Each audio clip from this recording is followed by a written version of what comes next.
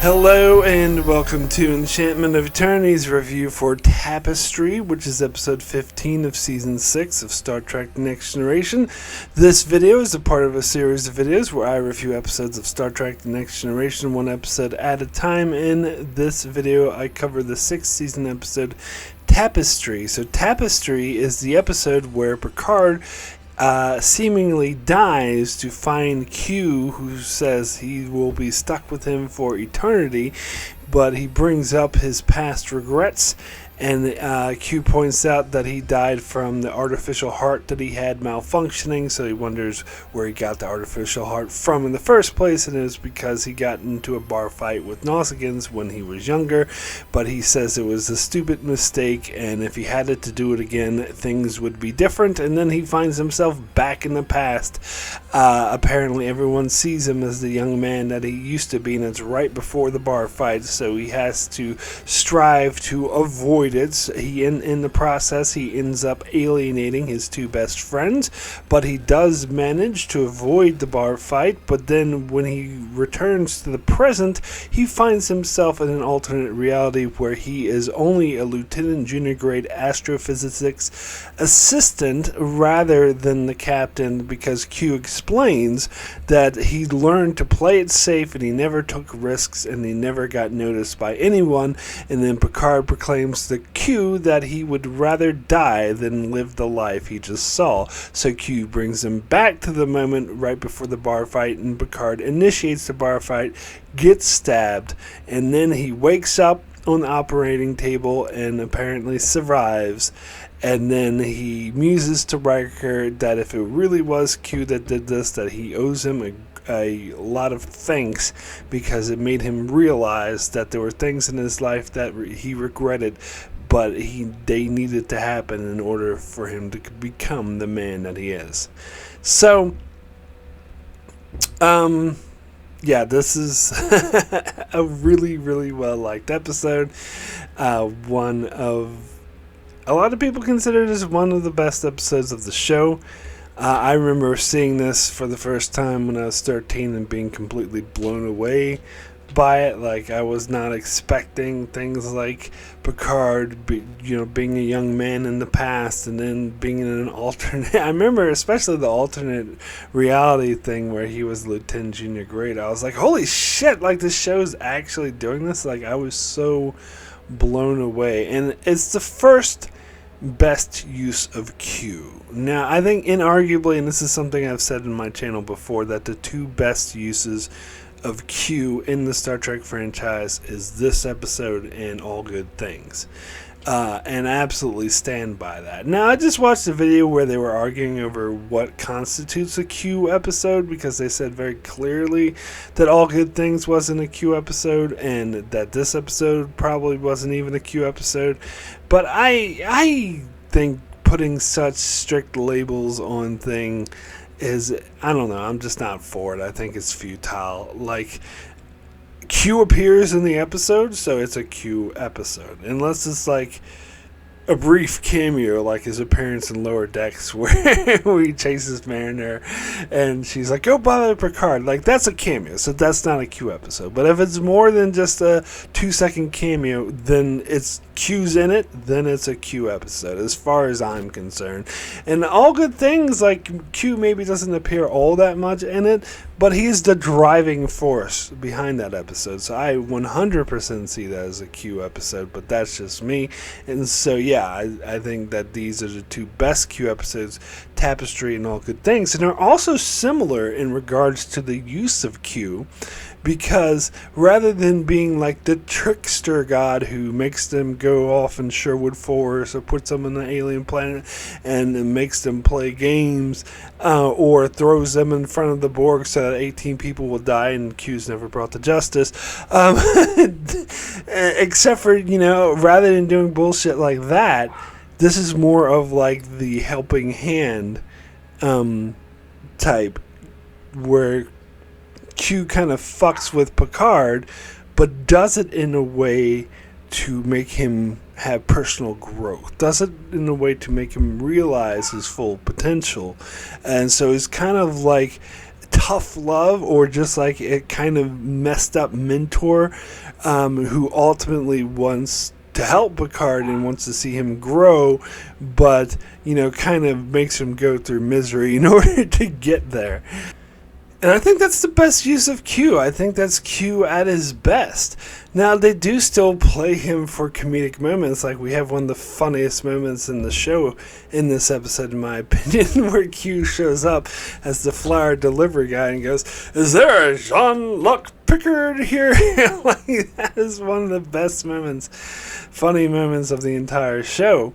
But overall, the plot and the tone of the episode is very serious and it's very dire, and it's actually a strong character story, and Q has those moments like that as well in All Good Things, which is a very serious and dire episode, but he's able to inject moments of levity, but it's not the whole point of the episode, like something like Cupid or his appearances on Voyager. Well, except for Death Wish, but other than that, like, it's uses Q in the best way possible. So, and I think he uses him for very interesting character device. Now, apparently, the original idea of this episode was called a Q Carol, and it was based off of the idea. It first came from the fact that Patrick Stewart was doing a one-man play on the Christmas Carol, and I believe Ronald D. Moore, who wrote this episode, saw it and was really impressed, and so they wanted to play a bit of homage to that, and so they came up with the idea of doing a Christmas Carol type story for Picard, and the original idea was going to more closely resemble the Christmas Carol, with Q playing the figure of the ghost that show him his past, and he would go to like different parts of his life, like as a child in France with his brother, and then later as a lieutenant on the Stargazer, and it would like jump to different points of his life. But then for one thing, they realized that idea was a bit expensive. It would be a bit hard to film, a bit expensive to film, and they also, I think it was Michael Piller, they said, that came up with the suggestion that it would be better to focus on one specific incident rather than jumping around. And so Ronald D. Moore was talking about several different ideas that they had to focus on, but the one that they liked the most was to go back and actually see the events of the story that Picard told in the episode Samaritan's Snare, which I think I love that bit of continuity, by the way, because when I first saw this episode, I instantly recognized the story as the story that Picard told in Samaritan's Snare about how he was at a starbase with Nausicaans, and he started getting an argument with them and ended up getting stabbed, and he laughed. He giggled because he felt like the blade felt funny when it stabbed him through the heart. And so they stayed true to that. But, however, the one thing I was disappointed, the one thing that they missed out, is that Picard said he made some comment questioning the parentage of the Nausicaan. And he didn't do that in the episode. I was like, damn it, you're supposed to say something about his mother. But, yeah, Picard's supposed to do a yo mama joke to the Nausicaan, and he didn't. And I was very disappointed about that. But other than that, it stayed pretty true to the story. And it's funny because I was watching the DVD commentary Ronald D. Moore and Denise and Michael Okuda did on this episode, and that's how I learned some of the interesting tidbits about the script and what the original idea was. But they got a couple of things wrong. Like, I believe Ronald D. Moore said, like, Michael Piller came up with the idea for Picard laughing. Well, I mean, he could have come up with the idea to stay true to that, but that was that was told already in the story of Samaritan's Snare. They were just staying true to how it was described there. But the more important thing they got wrong is Ronald D. Moore was asking Michael and Denise Okuda if the Nausicaans appeared before this episode episode, and Denise Okudo said, "Oh yes, it did. Remember, it was in the season 2 episode where Picard and the three other people were trapped in the room." So I hate being such a nerd who knows more about the show than people who actually worked on it. But to do well, actually, it wasn't season 2, it was season 3, and it was the episode called Allegiance, and that was not a Nausican, that was a Chandra, or however you pronounce it.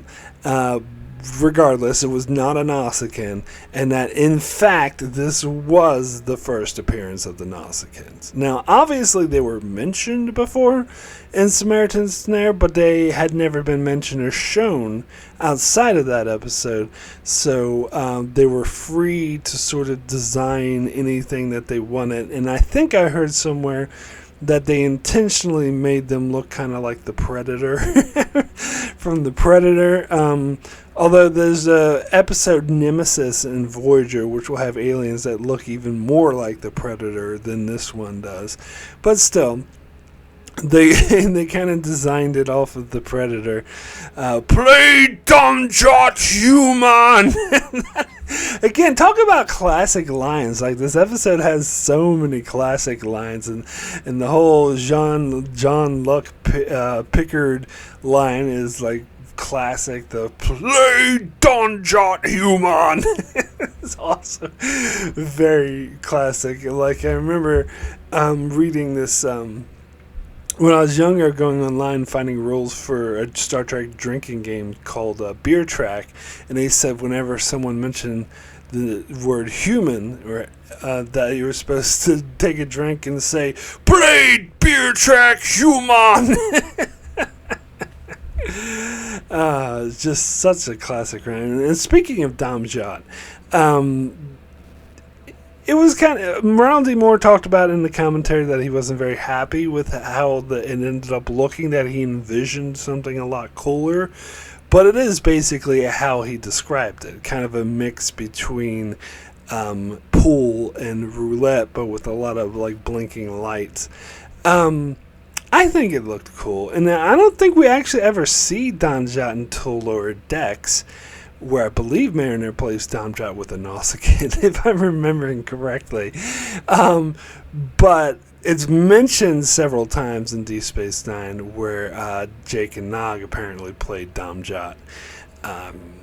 Every time I say play Dom Jot, I want to say, play Dom Jot, human! Like, it's so classic.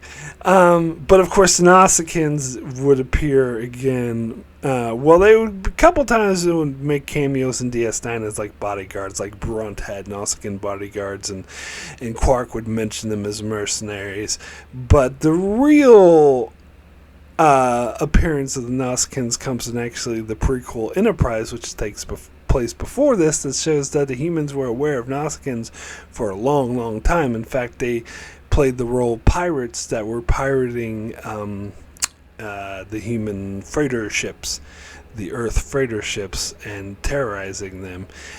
So I guess they, remained as kind of, never became like a superpower or a force in the galaxy, or always just kind of the sort of always seen as the rough type, known as like pirates or mercenaries or bodyguards, and that kind of thing. Stereotyping the race, as Star Trek does from time to time. But to be fair, like, they barely appear. We barely know much about them. They just serve the purpose of being antagonists every once in a while, but not like a serious antagonist like the Klingons, Cardassians, or Hirogen or anything like that. Just a sort of more ruffian outlaw type.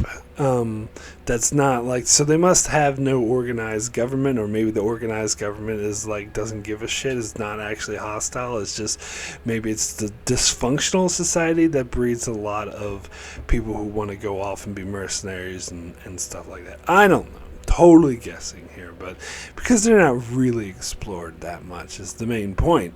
But this is the first episode in which they're shown.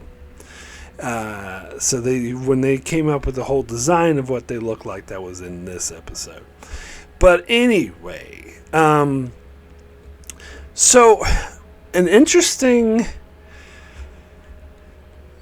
debate or conversation or discussion to have on this episode is, is this actually time travel? Did Q send Picard into the past and actually alter the past, which alters the future? Or did Q do a fantasy kind of like Cupid, where he just invented the Sherwood Force or whatever, and this is just some fantasy world that Picard is living out, and no one in this is actually real. It's just Q created people. Or was this just a dream that Picard had, and Q actually wasn't involved at all? It's like Picard bumped his head and had this very vivid dream, kind of a sort of, near-death experience, and he just imagined that Q was there, and in fact Q was never there. Now, they never addressed this, because the only time Picard sees Q after this episode is all good things, and there was too much going on in an episode to be like, oh, by the way, remember that one time I died and you had me in the afterlife? Was that really you, or was that dreaming? I kind of think that if he ever did ask Q that, he would come up with a very vague sort of, and purposely fuck with him and not give him a straight answer anyway. But no, he never did, because that's the only time Picard met Q until you get to Picard season 2, and let's just not talk about that. Let's just not. Okay. So it's interesting listening to a lot of different opinions on that. Now, I myself had gotten into debates with my sister, because she's very firmly in the camp that this is not time travel. I can't remember if she favors the dream or the fake Q scenario. I think she favors the fake Q scenario, but don't quote me on that. If she watches this video, I'm sure she'll correct me in the comments. But I can't remember exactly. All I know is I remember that she doesn't consider it time travel. I personally do. I think this was time travel. And so we've gotten into debates and discussions about this. And it was also interesting hearing a lot of different other people, like some people watching other podcasts where other people were like, one person's like, no, I think this is all fake and is all in Picard's head, and someone else saying that, no, this was really time travel, it really happened. Now, they do have a line at the end of the episode that kind of makes it ambiguous of what it is, because they don't really have any confirmation that it did really happen. Picard said, if it was Q, I have to thank him. So it's saying if it was, so saying, well, maybe it was, maybe it wasn't. So it leaves it ambiguous to whether or not it actually happened. But for me, is more interesting if this did really happen, if it actually was time travel, if he actually did travel into the past. That just gives it more weight, in my opinion. I think, and again, just paraphrasing my sister's argument, and not speaking for her, but as far as I can remember, her position was that it would have been, she doesn't like the idea that he went back, that Q changed it so that Picard went back in time and changed it so he actually slept with the Marta and alienated her, and actually alienated the other friend, and did all this stuff. So it would be easier if it was just that, either a Q created fantasy or just in his head. But I have a very simple fix for that, because I believe that it really was time travel, that he did go back in time and change these things, but also that Q simply changed it back when Picard was in the alternate reality where he's a lieutenant, and Q takes him back to the past. This episode's only going to show the one scene where he goes to the Nausicaans, because we don't have time to replay the entire shebang. But I think it's implied that not just the Nausicaan thing, but everything that came before it is being returned to normal as well. So that So I think that it was time travel, but if Picard went and found present-day Martyr Botanides, that she would have no knowledge of ever sleeping with them because Q put everything back into place, which we have seen very clearly. Q does very much have the power to do that. He does. And so I think that one scene of Picard doing, attacking the Nausicaans was just symbolizes that everything was being returned to the way it was. And again, and as I said in my discussion with her, the real truth is that there is no firm answer, that it's purposely left open to interpretation for the audience, which is how the episode was written. However, I will say, I was watching the commentary, as I said, with Ronald D. Moore, the writer of this episode, and Denise and Michael Okuda, and the Michael Okuda, or was it Denise, one of them, asked Ronald D. Moore point blank, what do you think? Do you think that this really happened, or do you think it was a fantasy? And his answer was, it really happened. He's like, I would like to think it really happened. I think that gives it more weight, and that basically what I was saying, that if it's fantasy, it kind of diminishes the experience, that it has more weight, has more meaning if it actually really happens. So the writer of this episode says that it really did happen. Now that doesn't mean it's definitive, because as every Star Trek episode, even though Ronald D. Moore's name is on it as written by, it's still written by a group of writers. And it's obvious to me that other writers involved, probably Michael Piller, wanted to leave the ending ambiguous. So they didn't want to have a specific, to make it very clear. They wanted to leave the audience, leave it open to interpretation. But Ronald D. Moore, the writer of this episode, his interpretation is that it really did happen. So I'm not saying that definitely proves it really happened, but I am saying, Ronald D. Moore agrees with me, the writer of this episode. That's all I'm saying.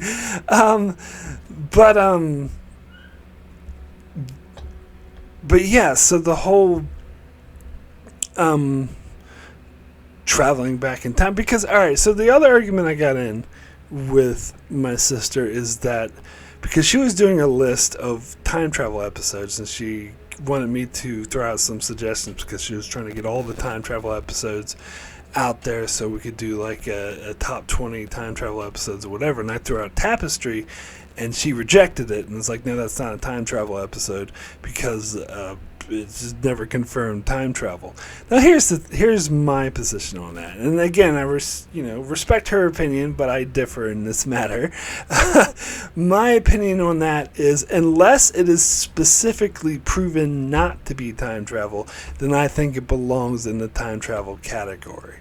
Because in this episode, Picard, we see him in the past, 20 or 30 years or 40 years, however long it was, he's in the past, and he even talks about the actions that he make could inadvertently change the future. In fact, we see an alternate universe type present, even if you don't want to call it an alternate universe, even if you say, it's just a dream of Picard life could have been, whatever, it's basically how an alternate reality, alternate universe episode would play out, even if you don't want to call it that.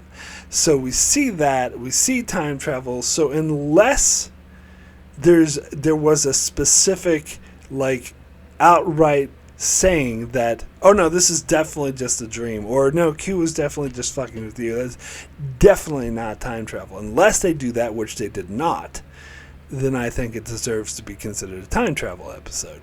For example, like Future Imperfect. I didn't consider that a time travel episode because they definitively proved at the end of the episode that it was a holodeck simulation, or a holodeck-like, something like a holodeck. It was a simulation. Riker did not actually wake up in the future. Sorry to spoil that episode. Just kidding. I spoil everything. So, in the case of that episode, they definitively defined that it was not time travel, that it was a simulation, since they did not definitively define that it definitely was not time travel in this episode, then I will consider it time travel. But that is just me. So, yeah, other than that, like, the other discussion around this episode is should they have cast a different actor to play younger Picard? Is it weird having a 50-year-old bald guy playing a 20-year-old, or everyone's treating him like a 20-year-old or a 19-year-old, or however old he's supposed to be? And also, there was a bit of controversy around the fact that the actress that got to play Martyr was 19 years old, and so a lot of people found the kiss scene between Patrick Stewart, who's in his 50s, and a 19-year-old to be a bit weird. Like, it's not illegal, but it's still a bit weird, and a bit sort of a little bit cringy. It's funny because listening to the commentary, Ronald D. Moore said, "Oh, we were worried about that, but it actually plays off fine." And I'm like, well, not everyone thinks it plays off fine. I don't really have that big of an issue with it, but I can kind of see how, I don't know, for me, I feel like it would have been better if they had an actual younger actor, because then I could have bought the interactions between these younger people. Because right now, seeing a guy in his upper 50s and everyone's treating him like he's, the same 19-year-old, and that's hard for me to comprehend. Now, I brought this up during a live stream because I did a live stream on this episode because it's in my top 25 favorite episodes of the entire franchise. Sorry to spoil my rating, but it was one of my favorite episodes of all time, and so I did a live stream about this because I've been going through all my 25 favorite episodes. And in that live stream, I brought up this issue, and Darren and my sister Alyssa, who were with me in the live stream, both shot it down immediately, saying absolutely not, you should not recast Picard, it absolutely 100% should be Patrick Stewart. And to be clear, I don't completely disagree with that statement. Like, I can definitely see where people are coming from with that Patrick Stewart's acting in this episode was amazing, so if you cast a younger actor, you risk having the episode kind of fall apart, and then you have to trust the audience to know that this is our Jean-Luc Picard. And plus, it would be a hard thing to ask an actor because they would basically have to be acting like the 50-year-old version of Picard, but everyone else sees them as the 20-year-old version of Picard, and you have to act an actor who has never played Picard before to do this. Now, I've watched some other reviews where people point out that they were already burned recently by casting a younger actor to play Picard in the episode Rascals, which was a complete and utter failure because that actor was, I'm sorry to say, I know he's a child actor, and I know that they have a harder job, but still, it's not good. He was not good at all in that episode. So I do see why they would want to shy away from recasting Picard after the incident with that. But apparently that was never the idea. Apparently it was always the idea, Ronald D. Moore said, to have the older version of Picard play the younger. In fact, this idea originally came from the original idea of Face of the Enemy, which I talked about in the revisited I did, on how the original idea for that episode was that Q makes Picard, Troy, and Data go on a Romulan ship, and they look like they normally look, but everyone sees them as Romulans. So it does seem like they transplanted that Q idea of making them appear as someone else into this episode. And something that Darren and my sister pointed out during the live stream is that they've watched Quantum Leap, and so they're used to that kind of thing. And it does have a really Quantum Leap feel to it, actually, in that regard. But it's been a long time since I've seen Quantum Leap, and I do remember there were certain episodes that I did have a hard time picturing Scott Bakula, the character that was supposed to play. Now, Quantum Leap, at the least, they did a gag where he would look in the mirror and he would see what the person is supposed to look like. So that helped. That was a cue that helped the audience. So that gave me something to picture when I was trying to picture what the people were reacting to. But in that case, like, that was the entire show. So if you didn't do that, then you would have different guest actors every single episode playing Sam Beckett, which would be a hard thing to throw off. If you want the same actor to play him every episode, you gotta do it this way. So that I get. And at least they had the mirror gag to sort of give the audience an idea of what the person, what everyone else sees when they look at him. But it's funny because in the commentary they were talking about the mirror gag and it's saying they didn't mention Quantum Leap, which I was kind of disappointed because obviously this is the Quantum Leap mirror gag, is that they wanted to do it with Picard but then ultimately decided not to. In fact, they have a scene where Picard looks in the mirror and he still looks like 50-year-old Picard. And he's like, he even says to Q, is like, I'm 20 years old, I don't look it. And Q's response was, well, to everyone else you do. Which I think the very least they could have done is the mirror gag. I mean, granted, they did show earlier in the episode in the, limbo sequence of what younger Picard looked like as he was getting stabbed, so we can still, as an audience, like, try to picture that guy in that place. But I think, I don't know, if you're gonna go Quantum Leap, just go full Quantum Leap and do the mirror gag at least. But I don't know. Like, I definitely get that this episode might not have worked as well if you had a different actor, not Patrick Stewart, because he gives such a great performance. But part of me still kind of wishes that it finds a hard time seeing, like, especially his interactions with Marta and his other friend, whatever his name was, has a hard time picturing that. It just seems weird with seeing a 50-year-old interact with them. But speaking of other dude, God, I can't remember his name. That actor who played him was not good. Sorry to say, that was the one big blemish on the episode for me. Corey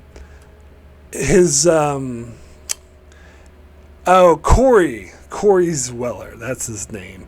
Yeah, so the actor was, are you gonna hit me, Johnny?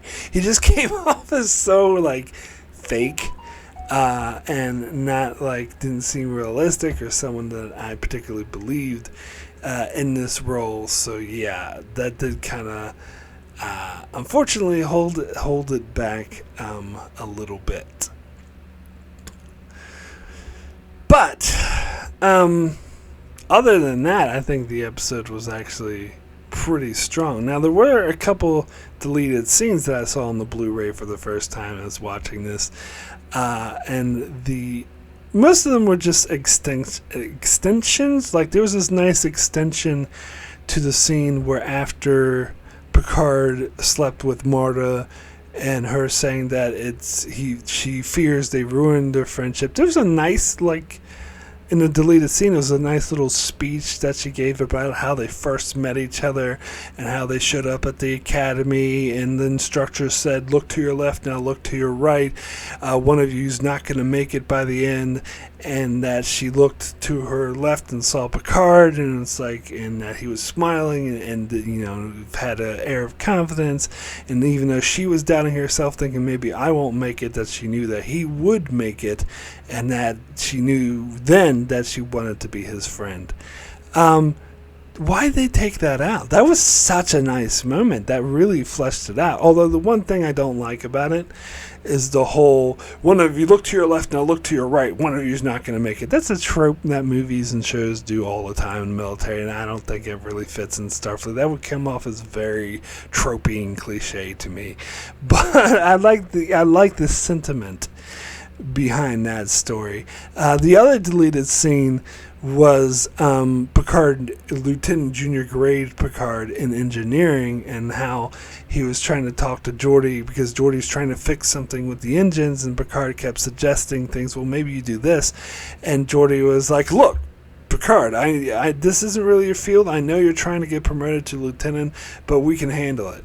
Like, I see why they deleted that scene. I definitely do, because that, as much as it was interesting to see Picard as lieutenant interact more with the people, that was kind of cheesy the way. Look, I know you want to get promoted and all, but like they wouldn't really talk to a normal person like that. I don't think so, but I don't know. It just came off as a bit hokey to me. So I do think it was the right decision to delete that particular scene. But yeah, other than that, like, this is just a classic, just a really good episode about, as a universal theme, about regret. And now other people compared it to not A Christmas Carol, but a different Christmas movie, It's a Wonderful Life, which I have never seen. I'm very proud of that moment, and I will go to my grave never seeing that. And I actually hear that it's really not that good. But I won't. I'm not gonna watch it. Don't even try to convince me. It's yeah. But anyway, I hear that it's similar, but I've heard other people say, "Oh, it's not really that similar." But it's all about what my life could have been, and replaying regrets. But it's a universal theme about how if you you regret things in your life and you really wish didn't happen, but if they didn't happen, then maybe your life would have played out a different way. Like this, all the bad things and regrets that you have and bad behavior you had make you the person that you are today. And I think that's a very universal theme. That's a very powerful theme. And it's funny because I was watching a review where they said that they don't think you could show this episode to someone who's never seen Star Trek before because they wouldn't really get what Q means, that you need to know about Q and everything to really get this episode. And I very strongly disagree, because I did in fact show this episode to someone who had never seen Star Trek before. Although they had seen one episode before, because I showed it to them, was The Inner Light, was the first episode I showed her. But then the second episode I showed her was this episode, and she loved both of them. And she was not like a huge science fiction fan either, and she got it. Like, I even asked her, it's like, oh, because she didn't know who Q was. I was like, oh, so do you know who that Q guy is? She's like, no, I get it. He's this guy with godlike powers who likes to be mischievous and fuck with Picard. I'm like, yeah. That's it exactly. Like, so I think someone can watch this episode standalone, not to haven't seen any Star Trek, and you immediately get Q's character in this episode. I think it comes off pretty obviously, pretty strong, what kind of relationship they have. Another great funny Q moment in this episode is after Picard sleeps with Marta, and he wakes up in bed but finds Q sleeping next to him. He like touches his ear and he rolls over and he's like, "Morning, dear," and Picard immediately jumps and puts the covers up. Like, that is another really funny moment. Now there was something else in the commentary that, I don't know, kind of disturbed me a bit, is that Ronald D. Moore was talking about how they were convinced that Q was in love with Picard, or at least loved Picard. And I guess the only reason I'm saying that disturbed me is Picard Season 2. Like, it's fine to think of that without Picard Season 2. But even then, I wouldn't put it that way. I don't think that's the correct way to phrase it, that he loves Picard. I just think that he just has a fondness for him, is how I would put it. And I think love is too strong of a word, to be honest. I think he just likes fucking with him and does have a fondness for him and does ultimately want to help him. Although some people put Q Who in the same category as this nugget things of Q trying to help Picard, and I'm very much against that. I talked about that in my Revisited for Q Who, that Q did not fucking help them by murdering 18 people and getting away with it scot-free. That's 18. Imagine if a mass murderer went out and killed 18 people, they would be locked away, depending on the state, given the death penalty. But Q does it, and it's like, oh yeah, that's fine. He's trying to... No! He's trying to prepare them for the Borg. Bullshit! He killed 18 people that were needlessly died, and plus he made the Borg aware of Starfleet's existence, and now they want to go after them. So he actually did not do them any favors, period, full stop. But anyway, I already went off on that in my revisited for Q. But Picard, the point about Picard Season 2 I was making is that the whole thing that, yeah, just the way they did Q, that is the worst possible way they did Q. He shows up and he's like, it's a put-on! So he's like really pissed off and angry at Picard. And he's like trying to sabotage him and trying to get, a soon ancestor to run him over or some bullshit. And then by the end of it, he's like, oh, I just want a hug. I'm like, what the hell? So that's why I kind of cringe at the whole Q loves Picard thing, because I think every time I think of that now, I would just think, well, I want a hug. Give me a hug, Jean-Luc. Like, that's so dumb. That's so dumb. I just cringe and shiver thinking about that. Anyway, I would now like to thank my Patreon supporters very much for supporting me on Patreon. It is very much appreciated. It does help me continue with the channel, and very grateful for everyone's support. I would like to give a big special thanks to Brandon Neal Howells, and also a shout out to Antarius, Greg Marley, Francisco, Chuck Hooks, Kyrie091, Anthony D. Benedictus, Ricky Manny Jester, Joe Lavals, Alessandro Michelissimo, Norman Buchwald, Stephen Kennedy, Brenton Berg, and Allison Fordyce. Thank you all so very much for your support. Alright, so we have a few patron comments. First comment is from Kyrie091, who says, Tapestry, more like nap and sleep. Actually, this is a great episode. We all know it. The only thing that could have made it better is if they had the angry Nausicaans stab the lounge singer at the bar to discourage Vic Fontaine from existing. Yeah. Can't really disagree with that. I do like nap and sleep, though. That's a good one. Next comment is from Stephen Kennedy, who says, I love this episode. As my brother is over from Sweden with his son, I won't have time to watch the next few episodes as I'm watching the Olympics, so Star Trek gets 4th place and out of the medals. Fun fact, I did a Star Trek Olympics years ago with 12 to 15 events, and Deep Space Nine won the most golds and silvers. I know The Inner Light isn't your favorite episode, as I didn't want to give it away. That is why I never named it. So my rating is 10 times Picard got water thrown on him out of 10. So what exactly is a Star Trek Olympics? You'll have to explain that to me. I'm not sure. I haven't heard of that before. Is that like pitting Star Trek episodes against each other or something? Or putting them in different categories? I am not sure what that is. Yeah, so the thing about The Inner Light is referencing a comment that he made on my review for Rascals, where he was talking about The Inner Light and said something along the lines of, your favorite episode is my favorite episode. Now, I realized after I recorded that video and as it was going live that he wasn't saying that Inner Light was his favorite episode. He was saying... He just wouldn't name what my favorite episode is, but basically saying, I know what you're going to have at number 1 in your top 25, and it's also my favorite episode. Which is fair, so I do get that now. Anyway, next comment is from Antarius, who says, a great episode. Of all the different ways Q is portrayed, I like this version of him the best. Whenever I saw this episode, I always wondered, did Picard really enter the afterlife, and is Q actually some sort of god, or is it an illusion? I find the way that Star Trek treats religion very interesting. Besides the Bajoran religion, we know very little of religion in the Federation because of the Roddenberry box. I think this is part of the world building that could be developed more in the future.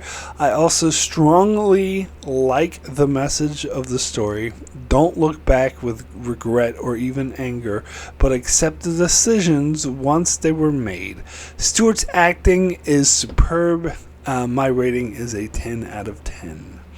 Now, as far as religion in the Federation, yeah, I believe part of Roddenberry's vision, and this is something Ira Stephen Bear really didn't acknowledge and refused to understand, is that part of Roddenberry's vision was he believed in his vision of a perfect utopian society where humanity has evolved and is beyond such petty things like poverty and hate and everything like that, that there would be no religion in such a type of vision, which is a common thing a lot of people have. I have that vision as well. I'm totally on board with that vision. Now, that's not saying that nobody has beliefs, that nobody has different beliefs in the afterlife or different beliefs in a higher power or anything like that. It doesn't mean that. It just means there's no organized or one religion dominating the culture, which I think is a good thing. And this is something that, as I said, Ira Stephen Bear clearly didn't understand, because when he did a documentary and they did a fictional season 8 and say, oh, well, this is what season 8 of Deep Space Nine might be like. And in that version, he had the Starfleet, or particularly Section 31, but basically Starfleet acting like fascist atheists who outlaw all sorts of religion and wants to strip religion away from cultures, which is disgusting, and it offends me as a fan of Roddenberry, because that is totally misunderstanding Roddenberry's vision. When he says there's no religion, he doesn't mean that they're atheist police that want to attack and strip away other people's religion. Absolutely not. It's saying that once a species truly evolves, they will naturally forego religion, and it doesn't mean, and because of the Prime Directive, they absolutely wouldn't try to strip away. It's disgusting, and it made me realize, like, seeing that fictional season 8 and how terrible it was, just how, as much as I like to dog on Rick Berman, it makes me realize just how necessary he was to wheel in some of Ira Stephen Bear's more, radical or totally misunderstanding Roddenberry's vision, because as much as I hate Rick Berman, he was a keeper. He was of Roddenberry's vision. He was making sure that Star Trek stayed true to Roddenberry's vision.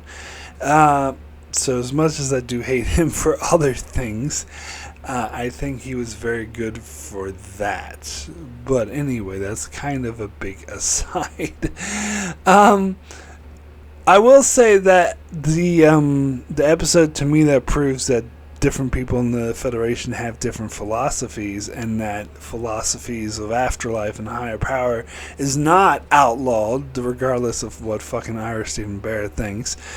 This was made clear in the episode Where Silence Has Lease, where Picard is talking to, well, who he thinks is Data, but is actually a projection from Nagilum.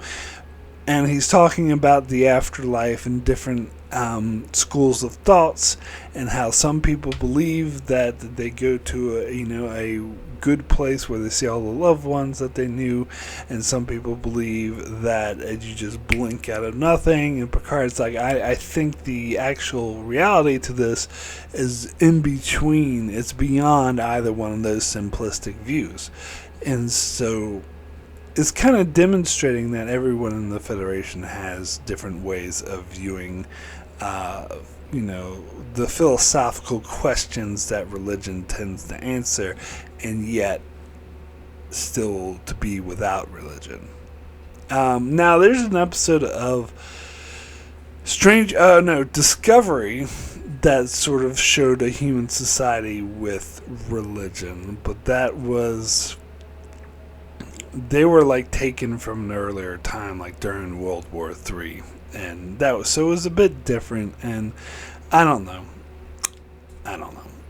I'm not saying that there couldn't be, I'm sure there is religions within the Federation, like some other Federation worlds, like Andor or Andoria, or some other worlds. Like, but Bajor could, despite what fucking Ira Stephen Bear said, Bajor could potentially join the Federation and still have a major religion, and the Federation would not. Sorry, Ira, but definitely would not try to quash or. So I think it's possible for there to be differing religions within the Federation, but what my point is that there is no singular religion that dominates the Federation, that everyone's sort of left to their own, and it doesn't it is not involved in the governing of the Federation. So it doesn't control anything, but it does allow people within the Federation to have their different religions and philosophies. Although I would say that they did make it clear that as far as humanity goes, that there is basically no religion. That the humanity has moved beyond it. But anyway, that's just my interpretation. Maybe I'm inputting some of my personal beliefs into that interpretation, perhaps, but that is because Star Trek, to be fair, is not very clear on this subject, but that's definitely what I get out of it, is that the Federation has no dominant religion, but smaller religions within other various worlds throughout the Federation are definitely welcome to exist, and they exist, and that's fine because the Federation's all about unity and tolerance. But anyway, next we have a comment from Norman Buckwald. He says, I'll admit when I first watched this episode, I was also working on an assignment and so did not pay that much attention. I said, okay, it's a wonderful life for Picard, and almost thought this is an offshoot of The Inner Light, only instead of Picard having a family, it was more about his sustaining life and centered, of course, on his career. Q seemed amusing as I was watching it secondhand. Yes, I expected Picard to find himself in a situation he did not like and expected a tropish reset, and the main thing I liked in that episode were the Nausicaans and their human played dumb jot, having a profound and effective words of fate with respect to the plot. It was probably not until my first rewatch of the entire series, which by then was my third viewing, where I was downright impressed and saw this episode beyond the tropes of referrals to other pop culture. What makes this episode outstanding is not only the effective script, but the powerful acting of Patrick Stewart and John Delancey. I have always seen this episode as something that did actually happen and a time change scenario that Q could do, which we see again in All Good Things. Although whether this version of Picard is the altered past is now part of the timeline could be argued back and forth, and we are not told so. This is definitely one of the best episodes of TNG, and definitely a testament to why Picard is such a strong figure in this universe, thanks to the effective acting of Patrick Stewart. Now, given that, yes, I wish Picard Season 2 never happened, but that's a whole other thing. That's where Q and Picard fell short, but thankfully do not taint this episode such as this one. 10 stabs in the heart out of 10. So yeah, the thing about whether this is reality or fantasy or did it actually happen, is it actually time travel? Norman seems to agree with me that it was, but then says to whether or not the alterations that Picard made to the past actually stuck or were undone, says it's never really explained, that it could be argued back and forth, and it's true. The show does not specifically answer whether or not, which is kind of disappointing because Picard could simply call up the modern day Mara Botanites and be like, hey, you remember that time we slept together? And she's like, oh yeah, why the fuck are you calling me? I don't like you anymore. Or she could say, oh, what the hell are you talking about? That never happened. We're still good friends. So, but they never answered. So it is my head canon that Q snapped it back into the way it was, and that if he had called her present day, she would be like, what the hell are you talking about? That Q rechanged everything to happen the way that it originally did. Because he can do that. He's been clearly shown to have that powers, but again, that is just my particular headcanon. The show doesn't specifically say that, but I'm sticking with that interpretation of it. Anyway, next comment is from Ricky, who says, this episode is absolutely amazing. I am always in tears by this episode. This is such an amazing character exploration of Picard and makes him such a better character and humanizes him, as it shows that he is human and just as flawed and made mistakes just like everyone else does. I also think it's an amazing Q episode and the second best use of him after the series finale. This episode has such a perfect blend of darkness, seriousness, humor, and even a love story. I'm always reminded by what decisions I made in the past. If I would be the same person today, I cannot say enough good things. One of the best in the show, so my rating is a 10 out of 10.